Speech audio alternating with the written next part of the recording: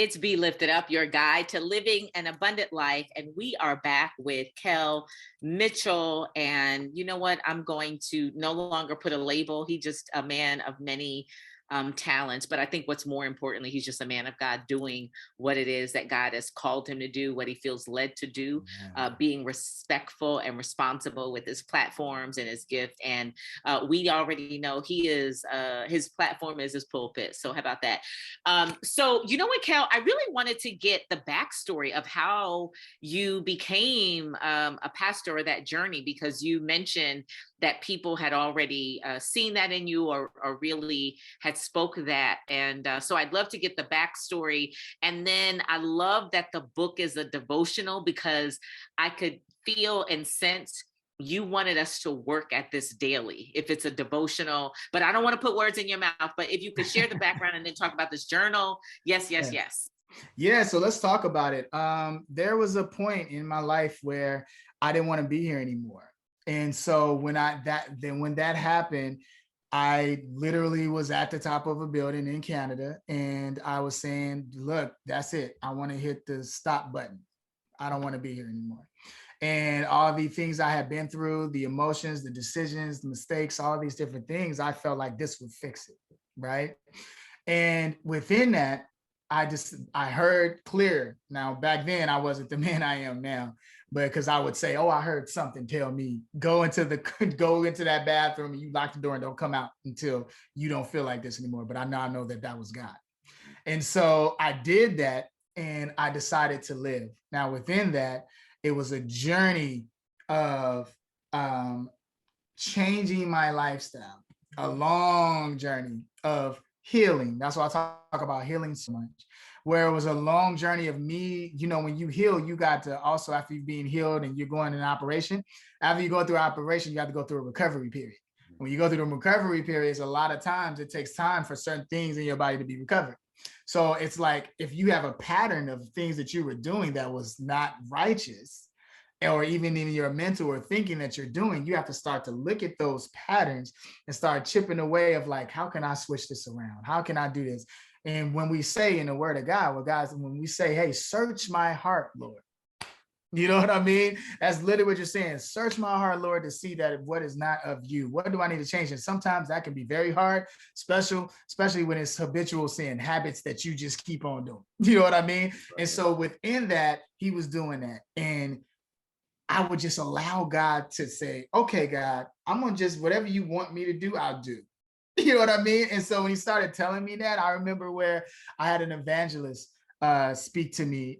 She said, hey, Kel, I'm going to call you every day and every night, and we're going to pray. And we're going to pray some things off of you, if you know what I mean. And so praying things off of you, because at the end of the day, this is spiritual warfare. And I'm very real with people about that, because there's some spiritual warfare going on. There's generational curses. There's things you take on with laying in the bed with people. There's all kind of spirits that you could take on, and you got to get that stuff off of you.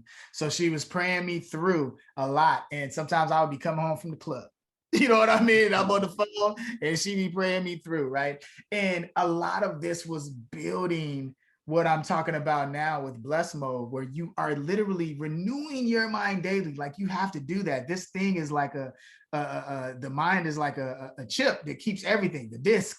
And you have to literally, the enemy would try to use it and use people against you to just like make you go back, or make you just, and through your frustration, make the wrong type of choices. So anyway, as I started to walk in God's purpose for my life, my love and my empathy for others started to change.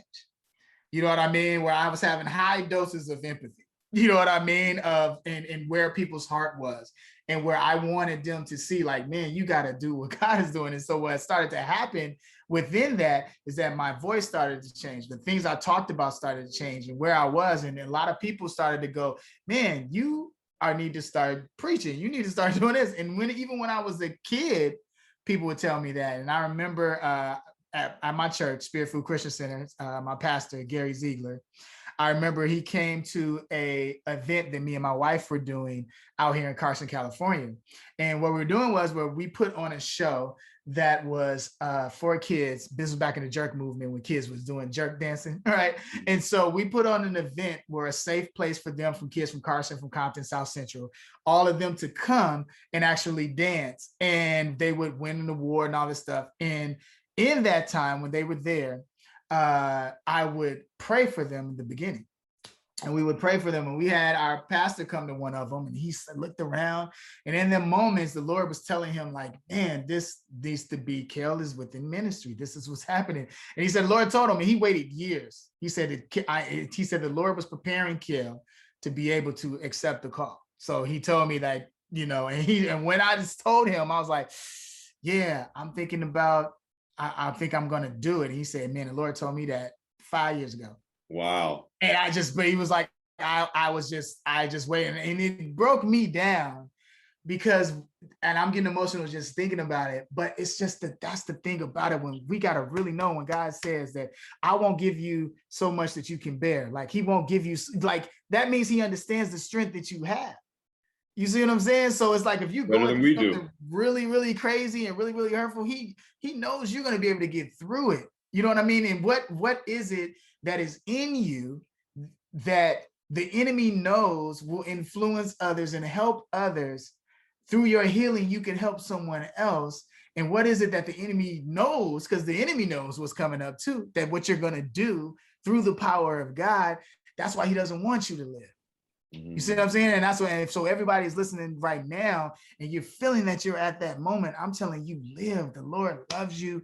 Live. You can help others through your healing and through you going, having the courage to say, let me go after these blessings. Let me go after what the things that he's telling me to do. And you asked me before, as far as blessed mode, that's all this, like the stories that are in here in blessed mode. It's a different story every day. But I wanted to touch people's heart, to show them to keep going. I got one in there called Fully Rely on God. It's called Frog. And it's fully rely on God, like the acronym FROG. And when you fully rely on God, I talk about how frogs, they don't drink through their mouth. We see, Kermit with the tea in all those memes. He's drinking with his mouth, but they don't do that. They drink through these water pockets through their body. So it's through their thighs and it's in their body.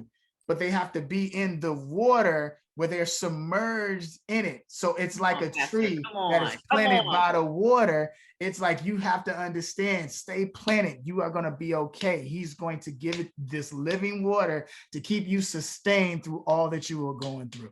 Woo! You know what I mean? Yes. Yeah. Yeah. Wow. Whoa. Wow. I just had this revelation. I had a revelation during the pandemic, that we are born immersed in blessings, the way fish are born in water, but they don't know it until they leave the water. And then you're made aware that actually I've been blessed all along. I've been complaining. I've been talking about things. So that you're thinking about frog. I'm going to be using that, bro. Trust me, I'm using that.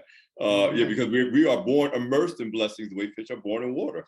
But if we don't realize it, we won't recognize the full value of our citizenship in the family of God, because we won't know it.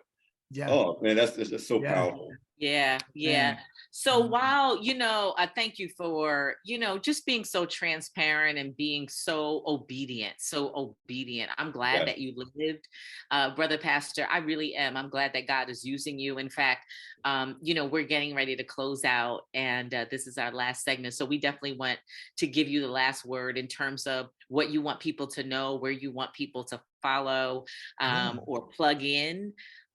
So we'll give that to you in the 1 minute that we have left. Okay, definitely.